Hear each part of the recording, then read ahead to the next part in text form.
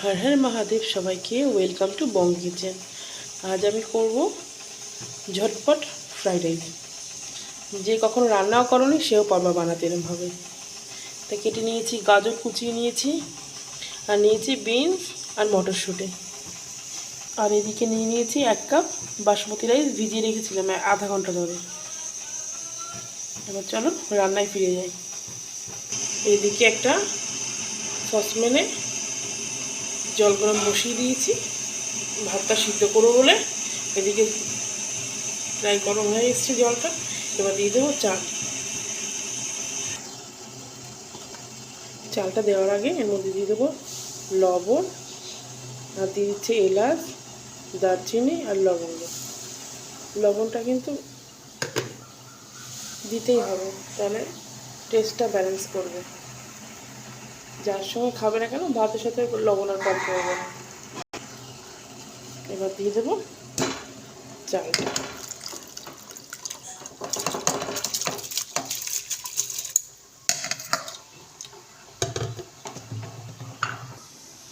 এইদিকে চালটা হোক, ভাতটা হোক, আর এদিকে আমি কড়াই বসিয়ে দিয়েছি। এর আগের থেকে একটুখানি সাদা তেলের মধ্যে ছিল, বুঝতে পারছো, আর একটু লাগবে।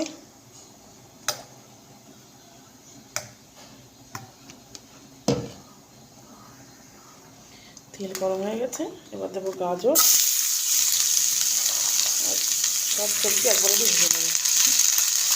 বললাম না যে রান্না করতে পারবে না সেও পারবে। সব একবার দিয়ে ভাজা দিয়ে সব সবজি দিয়ে দিয়েছি। আর একটু দিয়ে দেবো লবণ। লবণটা অল্পই দেবো, কারণ একটু আসবে একদম ছোটো না, ভাজটা একদম অল্প হয়ে যাবে।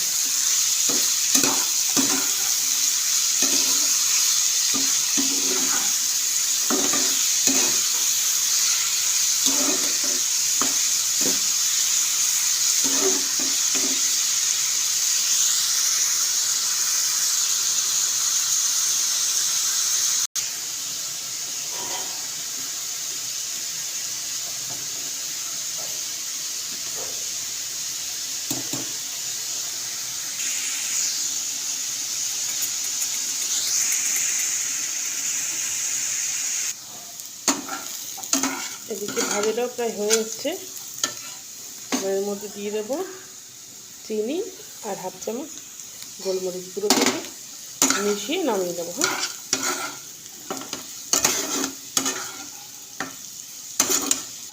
হয়ে গেছে। এদিকে ভাতটা করে দিই।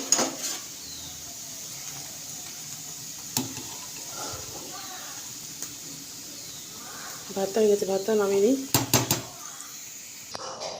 এইদিকে দেখো ভাতটার জলটাও ঝরাতে দিয়ে দিয়েছি, ভাজাটাও রেডি। এবার গামলায় ঢেলে টস করলে রেডি হয়ে যাবে। ভাতটা নিয়ে নিয়েছি, উপর থেকে যেটা ভেজে গেছিলাম গাজর, বিনস, হলো মটরশুঁটি দিয়ে দেবো, আর এবার একটু নাড়িয়ে দেবো। তো এতে আবার ওই ভাতগুলো আবার দিয়ে দেবো।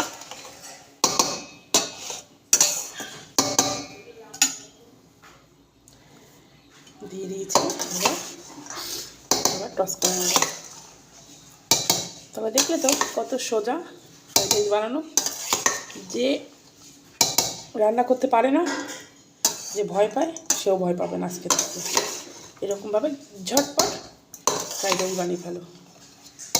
একটু কমেন্টে জানাবে কেমন হলো। হ্যাঁ, এই দেখো আমাদের ঝটপট ফ্রাইড রাইস রেডি।